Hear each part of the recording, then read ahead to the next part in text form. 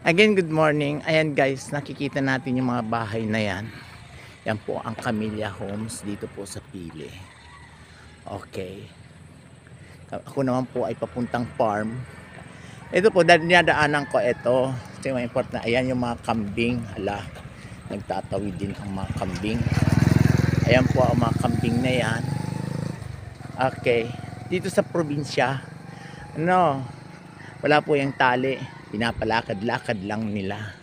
At ito, na daraanan tayong isang baka, ayun, sasabsab siya, nginginain ng mga damo. Ayun pa yung mga kambing dun, oh.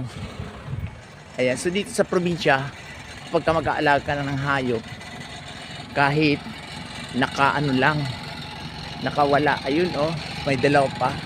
Tapos ayun po, dalawa pa din doon.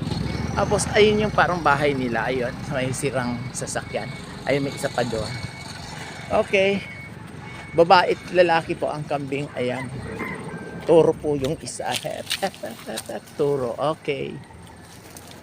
Ayan po, ito yung babae. Psst. Ayun. So, nandito na po ako sa malapit na po ako. Ay, medyo malayo pa pala. Okay, kung hindi na po ninyo familiar kayo dito, ayan, puno ng langka.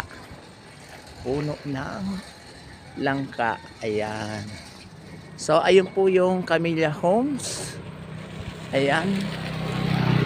Ayun. Camilla Home Pili. Okay. Medyo malayo pa ang lalakarin ko, pero okay lang. Sort of exercise ba? Maaga pa naman. Okay guys, maraming salamat and thank you. Ayan. Oh, ito po. Pakinggan ninyo, isang uri po ng nagtitinda ng isda. Ayan, oh. Naka-tricycle na siya. Ayan. Pakinggan yung sinasabi. Ayan. Nagtitinda yun ng isda. Ayan. Pasok po yun sa taas ng farm. Okay, share lang mga kaibigan. Ayan po. Nandito po ako sa bayan ng Pili. Thank you.